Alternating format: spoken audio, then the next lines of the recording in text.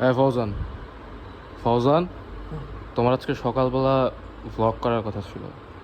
ও আচ্ছা ভাইটা একটা 28। আসসালামু আলাইকুম, আমি গাজীপুর থেকে মোহাম্মদ ফৌজান আলম তাহসান বলতেছি। শখের বসে ইউটিউবিং করতেছি।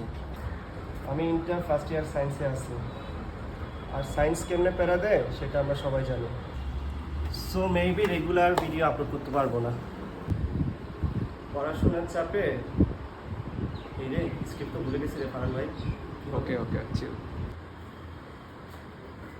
লাইফে ফ্লেক্স দেওয়ার মতো এই সাইকেলটা ছাড়া আমার কিছু নাই।